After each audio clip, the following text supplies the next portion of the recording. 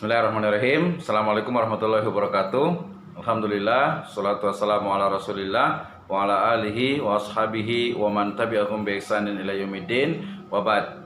Selamat datang di mata kuliah Metode Penelitian Ekonomi Syariah.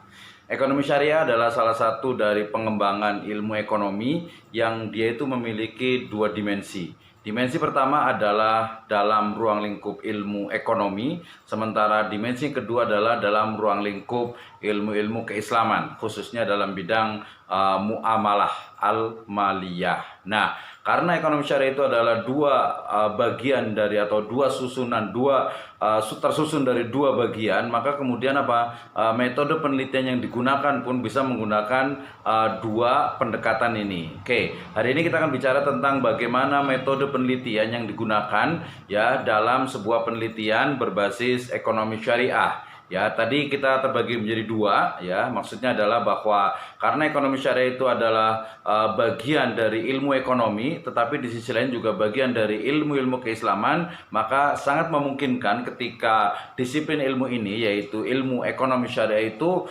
dalam penelitiannya menggunakan dua pendekatan ini. Baik, pendekatan yang pertama adalah dalam ruang lingkup ilmu ekonomi. Kita ketahui bersama bahwa ilmu ekonomi itu adalah satu ilmu yang merupakan cabang dari ilmu sosial, sehingga kemudian metode penelitian yang digunakan pun dia bisa menggunakan ilmu-ilmu sosial, ya. Dia bisa menggunakan data-data yang bersifat kuantitatif dan juga bisa menggunakan data-data yang sifatnya itu kualitatif. Walaupun banyak ahli ekonomi mengatakan bahwa sebenarnya ilmu ekonomi itu harusnya berbasis kualitatif, tetapi kemudian saat ini yang banyak berkembang adalah metode penelitian dengan data yang sifatnya itu kuantitatif. Baik, saya hari ini akan berbicara tentang, atau kita akan membahas bersama tentang metode penelitian yang digunakan untuk ekonomi syariah, tetapi kemudian menggunakan basis data kualitatif. Ya, tadi bagian kedua dari ilmu ekonomi syariah, yaitu bahwa ilmu ekonomi syariah itu tidak bisa lepas dari yang namanya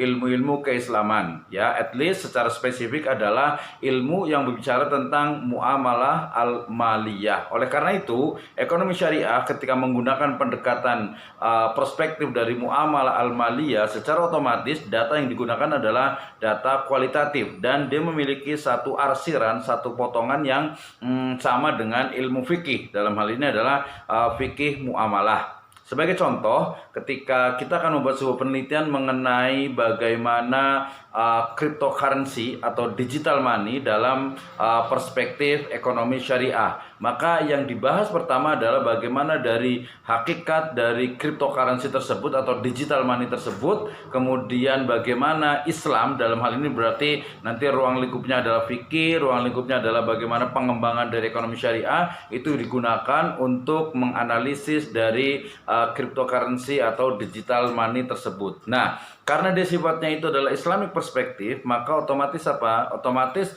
metode yang digunakan itu adalah sangat bersifat normatif. Kita mengenal dalam ilmu-ilmu sosial itu ada yang sifatnya itu normatif, dan yang kedua itu adalah empiris. Ketika bicara tentang normatif, berarti bicara tentang bahwa segala sesuatu itu ada aturannya, yang jelas itu adalah bersumber dari atau dalam Islam, ya, bersumber dari Al-Quran, dari hadis, atau dari akwal, metode-metode istihad yang dilakukan oleh para ulama. Dan inilah kemudian yang dalam ruang lingkup usul fikih ini digunakan untuk pendekatan metode penelitian dalam bidang ekonomi syariah. Sehingga metode penelitian ekonomi syariah ini kita gunakan adalah metode penelitian yang memang berbasis daripada ilmu-ilmu keislaman, khususnya ilmu usul fikih. Baik, kemudian bagaimana berarti mekanisme atau praktek dari penelitian ya dalam bidang ekonomi syariah yang kemudian dia menggunakan basis data kualitatif. Maksudnya adalah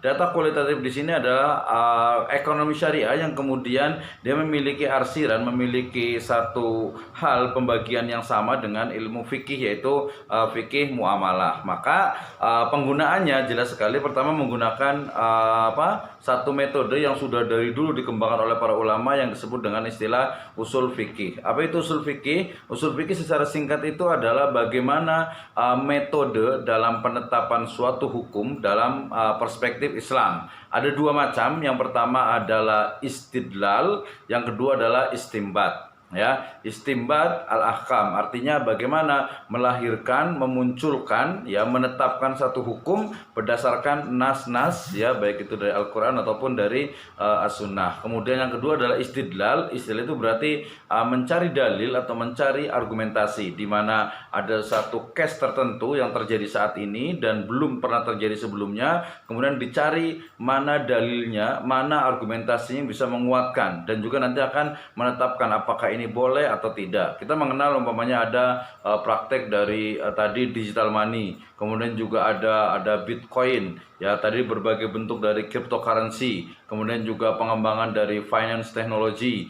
kemudian juga dari berbagai macam transaksi yang ada di e-commerce. Itu menjadikan satu hal yang menarik untuk dibahas dan pasti orang ingin tahu apa sih sebenarnya hukumnya, apa sih sebenarnya ini dalam ekonomi syariah itu boleh atau tidak sih, ya. Umpamanya dalam masalah-masalah yang sifatnya itu sangat ekonomik, ya, sangat ekonomis sekali, maka itu perlu adanya penjelasan, perlu adanya pengembangan. Oke, nah usul fikih ini berarti dia mencoba untuk pertama itu adalah menetapkan, ya, boleh atau tidak boleh. Yang kedua itu adalah mencari argumentasi yang dijadikan dasar untuk sebuah praktik dari ekonomi modern, dan yang ketiga adalah bagaimana kemudian menggunakan kombinasi dari hal tersebut, kombinasi antara tadi yang pertama itu adalah penetapan dan juga dengan mencari dalil itu dalam satu konteks yang lebih kontemporer. Baik, itu yang pertama, ya. Jadi metode yang digunakan menggunakan pendekatan usul fikih. Yang kedua adalah menggunakan pendekatan maqasidus syariah. Apa itu maqasidus syariah? Secara ringkas, maqasidus syariah itu adalah maksud dan tujuan diturunkannya syariat. Ada pertanyaan besar, ya, biasanya berkaitan dengan muamalah. Kalau dalam masalah ibadah itu pembahasannya beda lagi. Dalam bab muamalah, umpamanya pertanyaannya adalah kenapa riba itu haram? Tentu saja kalau dengan pendekatan usul fikih itu sudah jelas, ya, dalilnya, ayatnya, hadisnya, kemudian pendapat para ulama dan beberapa metode yang lainnya. Tapi dalam konteks maqasidus syariah adalah mencari satu hikmah, yaitu dalam bahasa agamanya itu mencari satu hikmah, atau lebih tepatnya adalah mencari satu argumentasi yang dia itu bisa sifatnya itu adalah logis, kemudian sistematis, kemudian empiris. Nah, ini digunakan dalam Al-Mustasfanya Imam Al-Ghazali. Beliau menggunakan ada maqasidul khamsah, ada hifdzuddin, ya, hifdzun nafas, hifdzul akal, hifdzun nasl, dan hifdzul mal. Tentu saja ini sebagai teori sangat mungkin sekali digunakan dan juga sebagai teori sangat mungkin sekali untuk dikembangkan. Nah, dalam konteks dari maqasidus syariah inilah kemudian dikembangkan bagaimana ia menjadi satu metode penelitian, ya, dalam bidang ekonomi syariah. Sebagai contoh, ketika umpamanya bicara tentang bagi hasil di perbankan syariah, apakah dia betul-betul sudah selaras dengan maqasidus syariah? Demikian juga umpamanya dari model jual beli stock exchange, ya, atau mungkin jual beli saham atau surat berharga lainnya, apakah dia sudah selaras dengan maqasidus syariah? Tentu saja tadi saya katakan sebagai sebuah teori dia akan berkembang dan mengalami satu turunan-turunan atau satu pengembangan yang kemudian bisa menjadi satu argumentasi, satu dalil, satu metode, satu teori yang bisa digunakan oleh para peneliti sebagai dasar teori, sebagai kerangka pemikiran, sebagai framework dalam menyelesaikan satu permasalahan. Nah, berkaitan dengan maqasidus syariah ini juga menarik sekali ketika kemudian dikaitkan, kita korelasikan dengan berbagai ilmu yang berkembang saat ini. Ya, artinya lebih bagaimana maqasidus syariah itu betul-betul lebih membumi dan lebih applicable, lebih mudah dipraktekkan, lebih mudah dilaksanakan pada dalam kehidupan masyarakat sehari-hari. Oke, jadi ada dua minimal untuk metode penelitian ekonomi syariah dalam perspektif yang sifatnya itu normatif, dalam perspektif yang Islamic Sciences. Nah, ini bisa kita praktekkan dalam berbagai bentuk metode penelitian. Adapun dari mulai jenis datanya, kemudian teknik pengumpulan data dan juga analisis datanya didasarkan kepada teori-teori yang ada. Kalau dalam level skripsi untuk degree ya untuk sarjana itu biasanya dia hanya cukup menggunakan satu teori. Bahkan selevel skripsi umpamanya dia hanya sebatas satu deskripsi yang mungkin ada sedikit tambahan analisis. Tapi kalau dalam level master dia harus meningkat menjadi bagaimana bukan hanya deskripsi tetapi juga ada analisis dan juga ada sifatnya itu kritis. Artinya bahwa tesis itu haruslah dia bisa menganalisis satu permasalahan dengan teori yang digunakan untuk